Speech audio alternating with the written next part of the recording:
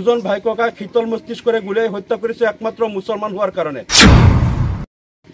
আমি এটা কথা লক্ষ্য কৰি আহিছো, যেতিয়া অসমত কংগ্ৰেছ চৰকাৰ আছিল তেতিয়াও যধে মধে মুছলমানক গুলিয়াই হত্যা কৰিছিল।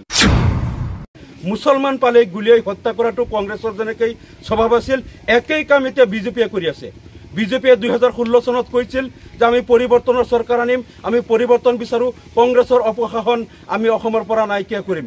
কিন্তু দেখা গ'ল বিজেপি চৰকাৰ অহাৰ পিছতো একেইদৰে মুছলমানক বিনা দোষত গুলিয়াই হত্যা কৰাৰ পৰম্পৰা আৰম্ভ হৈ গ'ল। এইটো কেনেকুৱা পৰিৱৰ্তন হ'ল? যি কংগ্ৰেছে সদায় মুছলমানক গুলিয়াই হত্যা কৰিছিল, অসমত মুছলমানৰ ৰক্তৰে ৰঞ্জিত কৰিছিল, বিজেপি আহি পেলাই একেধৰণেই মুছলমানক গুলিয়াই হত্যা কৰি আছে। এইটো কেনেধৰণৰ পৰিৱৰ্তন হ'ল? ধিংবৰী চাপৰি, এই ধিংবৰী চাপৰিত কালি এটা অনাকাংক্ষিত ঘটনা সংঘটিত হ'ল। ইয়াত একে মাকৰ সন্তান জলিলুদ্দিন আৰু সমীৰুদ্দিন দুই ভাই ককাইক ইয়াত মথাউৰিত তেওঁলোকে মাছ মাৰিবলৈ যোৱাৰ সন্দেহ কৰি ইয়াত ফৰেষ্ট গাৰ্ডে তেওঁলোকক গুলিয়াই হত্যা কৰিলে।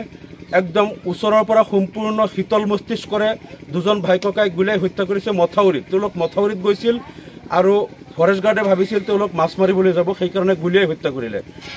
এতিয়া কথা হ'ল, ইয়াত যদি ফৰেষ্টৰ ৰৌমাৰী বিলত মাছ মাৰিবলৈ গ'লেও মাছ মাৰো তাক এনেকৈ গুলিয়াই হত্যা কৰাটো ফৰেষ্ট আইনত নাই। সম্পূৰ্ণ এইটো অনৈতিকভাৱে দুজন ভাই ককাই শীতল মস্তিষ্কৰে গুলিয়াই হত্যা কৰিছে একমাত্ৰ মুছলমান হোৱাৰ কাৰণে। আমি এটা কথা লক্ষ্য কৰি আহিছো, যেতিয়া অসমত কংগ্ৰেছ চৰকাৰ আছিল তেতিয়াও যধে মধে মুছলমানক গুলিয়াই হত্যা কৰিছিল। এই বেছিমাৰীত মৰাপাটৰ উচিত মূল্য বিচৰাৰ কাৰণে 4জন লোকক গুলিয়াই হত্যা কৰিছিল। বৰপেটাত NRCৰ মডেলিটিৰ যিটো ফৰ্মেট সংশোধন কৰাৰ দাবী কৰাৰ কাৰণে 4জনক গুলিয়াই হত্যা কৰিছিল। কংগ্ৰেছ চৰকাৰৰ দিনতেই গুৱাহাটীত শবে বৰাতৰ নামাজ পঢ়ি ৰাতি স্কুটাৰ লৈ ঘৰত আহি থকা যুৱকক গুলিয়াই হত্যা কৰিছিল। লক্ষীপুৰত 9জনক গুলিয়াই হত্যা কৰিছিল। মুছলমান পালে গুলিয়াই হত্যা কৰাটো কংগ্ৰেছৰ যেনেকৈ স্বভাৱ আছিল, একেই কাম এতিয়া বিজেপিয়ে কৰি আছে। বিজেপিয়ে 2016 চনত কৈছিল যে আমি পৰিৱৰ্তনৰ চৰকাৰ আনিম, আমি পৰিৱৰ্তন বিচাৰো, কংগ্ৰেছৰ অপশাসন আমি অসমৰ পৰা নাইকিয়া কৰিম। কিন্তু দেখা গ'ল বিজেপি চৰকাৰ অহাৰ পিছতো একেইদৰে মুছলমানক বিনা দোষত গুলিয়াই হত্যা কৰাৰ পৰম্পৰা আৰম্ভ হৈ গ'ল। এইটো কেনেকুৱা পৰিৱৰ্তন হ'ল? যি কংগ্ৰেছে সদায় মুছলমানক গুলিয়াই হত্যা কৰিছিল, অসমত মুছলমানৰ ৰক্তৰে ৰঞ্জিত কৰিছিল, বিজেপি আহি পেলাই একেধৰণেই মুছলমানক গুলিয়াই হত্যা কৰি আছে। এইটো কেনেধৰণৰ পৰিৱৰ্তন হ'ল? আমি মুখ্যমন্ত্ৰী হিমন্ত বিশ্ব শৰ্মাক আমি এইটো অনুৰোধ জনাইছো যে আপুনি কংগ্ৰেছৰ নিচিনা মুছলমানক গুলিয়াই হত্যা কৰাৰ এই পৰম্পৰা বন্ধ কৰক। বহুত হৈ গ'ল অসমত। নিৰ্দোষ নিৰপৰাধ মুছলমানক কংগ্ৰেছে যেনেকৈ গুলিয়াই বাৰে বাৰে হত্যা কৰিছিল, আপোনালোকৰ বিজেপিয়েও একেদৰে গুলিয়াই হত্যা কৰি আছে। মুছলমান হত্যা কৰা বন্ধ কৰক।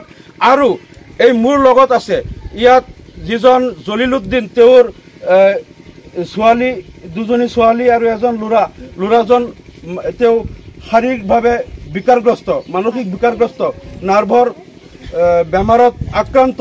তেওঁ ট্ৰিটমেণ্ট কৰিব পৰা নাই, দুখীয়া মানুহ, ঘৰ একেবাৰে অৱস্থা নাই, তেওঁ আই ঘৰটো সম্পূৰ্ণকৈ বনাব পৰা নাই।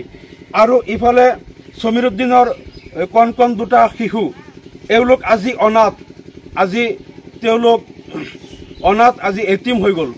তেওঁলোকৰ পিতৃক আৰক্ষীয়ে ঠাণ্ডা মস্তিষ্কৰে শীতল মস্তিষ্কৰে গুলিয়াই হত্যা কৰিলে। গতিকে এই অনাথ শিশুসকলৰ কি অপৰাধ আছিল? তেওঁলোকৰ মাতৃ আজি বিধৱা হৈ গ'ল। কিয় বিধৱা হ'ব লগা হ'ল? এই শিশুসকল কিয় অনাথ হ'ব লগা হ'ল? মুছলমান হত্যাযজ্ঞ কেতিয়া অসমত বন্ধ হ'ব? যেনেকৈ কংগ্ৰেছে বাৰে বাৰে গুলিয়াইছিল মুছলমানক, বিজেপিয়েও একেদৰে মুছলমানক গুলিয়াইছে। কংগ্ৰেছৰ আৰ্হিত মুছলমানক হত্যা কৰা মুখ্যমন্ত্ৰী হিমন্ত বিশ্ব শৰ্মাই বন্ধ কৰক। আৰু আমি দাবী কৰিছোঁ এই অনাথ শিশুসকলৰ কাৰণে 2টা পৰিয়ালক 10 লাখ টকাকৈ ক্ষতিপূৰণ অসম চৰকাৰে, মুখ্যমন্ত্ৰী হিমন্ত বিশ্ব শৰ্মাই দিব লাগিব। অন্যথা আমি কিন্তু এই বিষয়টো ৰাষ্ট্ৰসংঘৰ মজিয়ালৈকে লৈ যাবলৈ প্ৰস্তুত আছো। মুছলমান নিধনযজ্ঞ বন্ধ কৰক। কংগ্ৰেছৰ এই পৰম্পৰা, মুছলমানক হত্যা কৰাৰ কংগ্ৰেছী পৰম্পৰা বিজেপিয়েও যি ৰাখিছে, বিজেপিক সকীয়াই দিছো। এনেকৈ মুছলমান নিধনযজ্ঞ নচলিব, বন্ধ কৰক। আৰু 2টা পৰিয়ালক 10 লাখ টকাকৈ ক্ষতিপূৰণ দিয়ক। ধন্যবাদ।